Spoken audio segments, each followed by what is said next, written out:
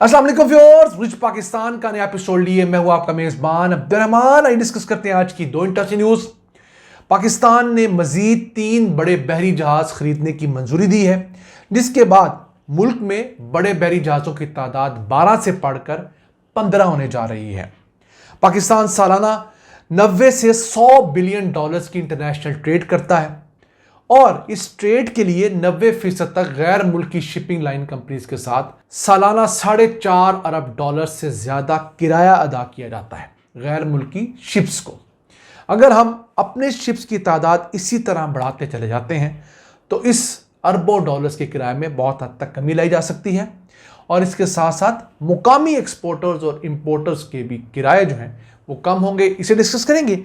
जबकि आज की दूसरी खबर, बलूचिस्तान में गुज़िश्ता कई सालों से बंद पड़े हुए 3144 स्कूल्स को ओपन कर दिया गया है, जिनमें इस वक्त कोई 82,000 नए तलबा खुद को रजिस्टर करवा चुके हैं।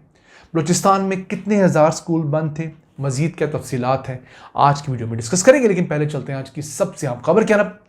पाकिस्तान ने मजीद 3 बड़े बहरी जहाज खरीदने की मंजूरी दी है। पीएनएससी के बोर्ड ऑफ गवर्नर ये मंजूरी 193 मिलियन डॉलर्स की लागत से दी है। अब इन 3 में से 2 बड़े जहाज जो हैं वो एफ्रामैक्स टैंकर्स हैं, ऑयल टैंकर्स हैं, जबकि तीसरा जो है एक मीडियम रेंज का टैंकर है। तो पहले 2 जहाज 74.5 मिलियन डॉलर्स के हैं और एक जहाज इनमें से जो है वो 6 लाख से लेकर 8.5 लाख बैरल तेल लाने की सलाहियत रखता है।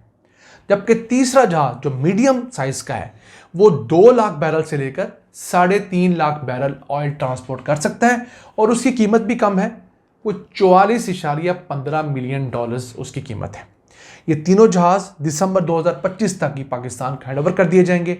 इस वक्त पाकिस्तान में वाहिद शिपिंग कंपनी पीएनएससी के पास 12 बहरी जहाज हैं, जो तादाद बढ़कर 15 होने जा रही है।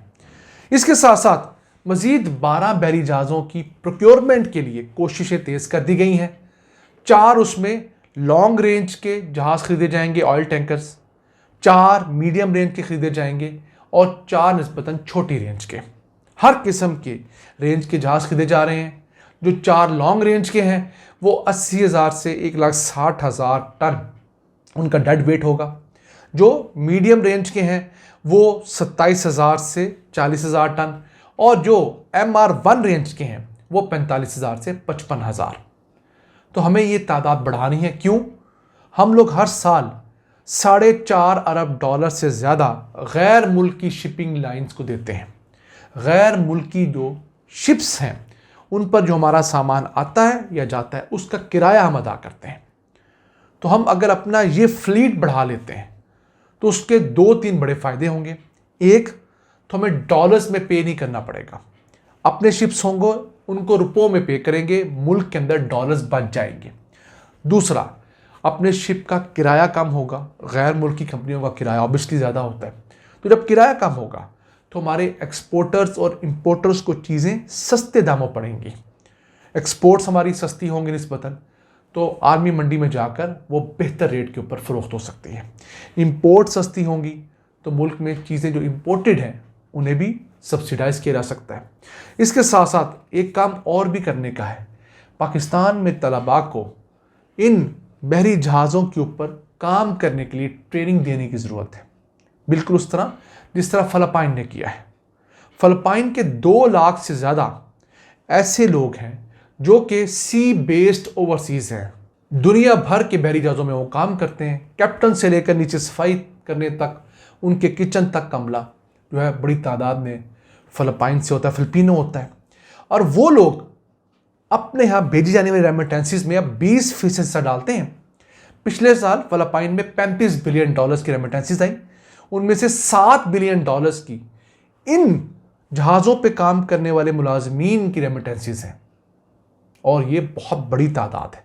आप स्क्रीन पर देख सकते हैं कि किस तरह फ़िलिपीन ने अपनी आने वाली रेमिटेंसीज में एक ख़ास हिस्सा जो है उसको हाईलाइट किया हुआ है, जो कि ग्रीन कलर का शो हो रहा है। ये उन ओवरसीज़ फिलिपिनोस का है जो कि सी बेस्ड काम करते हैं, समंदरों में काम करते हैं, जबकि नीचे वाली जो ब्लू रंग की बार है वो उन फिलिपिनियों की है जो कि दुनिया भर के मुख्तलिफ मुल्कों में काम करते हैं। तो देखिए उन्होंने कितनी बड़ी मार्केट टैप की है, $7 अरब की। हमारे पास भी पोटेंशियल है। और फिर एक ओवरसीज पाकिस्तानी जितने पैसे एक साल में पाकिस्तान भेजता है, उससे 10 गुना ज़्यादा पैसे ये एक ओवरसीज फिलिपिनो अपने मुल्क भेजता है। तो चूंकि टेक्निकल नॉलेज उनके पास है, ज़्यादा पैसे कमाते हैं। आइए चलते हैं आज की दूसरी हम खबर की तरफ। बलूचिस्तान में गुज़िश्ता कई दिहाइयों से 3,862 सरकारी स्कूल बंद पड़े थे। उनमें से अब तक 3,144 स्कूल्स दोबारा से फंक्शनल कर दिए गए हैं गुज़िश्ता 18 माह के दौरान।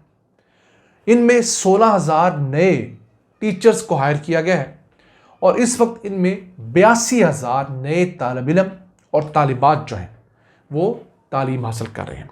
एक अच्छा इजाफा, एक अच्छी खबर बलूचिस्तान से आई है और ये तमाम डिटेल जो है बलूचिस्तान के 36 अजला से मुताबिक है। जो बलूचिस्तान के चीफ मिनिस्टर हैं सरफराज बुगटी, उन्होंने अपने ट्विटर हैंडल पर भी इसको शेयर किया। हम आपके साथ वो लिस्ट शेयर कर रहे हैं जिसमें आप देख सकते हैं किस ज़िले के अंदर कितने स्कूल बंद थे, कितने अब ओपन हुए हैं। यानी टोटल बंद स्कूलों में से 81% स्कूल ओपन कर दिए गए हैं। बाकी 19% स्कूल जो कि 718 बनते हैं, उन्हें अगले एक साल के अंदर ऑपरेशनल करने का टारगेट चीफ मिनिस्टर ने दे दिया है। हम उम्मीद करते हैं कि वो स्कूल भी बहाल हो।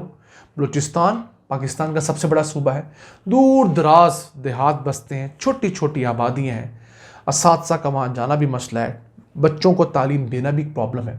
तो अगर इस तरफ फोकस किया गया है तो ये बहुत बड़ी अच्छी डेवलपमेंट है। अगर सिर्फ ग्वादर शहर की बात करें तो ग्वादर शहर में 63 सरकारी स्कूल थे जो बंद पड़े थे। उनमें से 41 सरकारी स्कूलों को ऑपरेशनल कर दिया गया है, जबकि 22 सरकारी स्कूल ऐसे हैं जिन्हें अगले एक साल के अंदर ऑपरेशनल कर दिया जाएगा।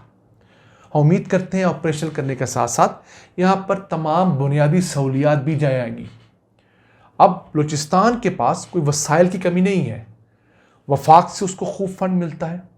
अब वहाँ पर जो मुख्तलिफ मिनरल एक्सप्लोर हो रहे हैं उनके रेट भी बढ़ रहे हैं, ऑयल गैस की रॉयल्टी का रेट भी अच्छा हो चुका है।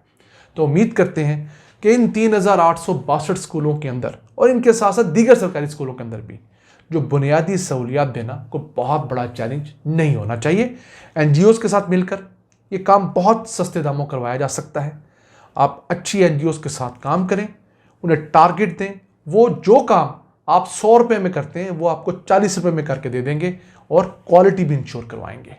ये था आज का एपिसोड। हमें उम्मीद है आपको पसंद आया होगा। अपनी सजेशंस, अपनी आराज़ से हमें आगाह रखा करें। अपने मेज़बान अब्दुल रहमान को इजाज़त दीजिए। अल्लाह के बाद।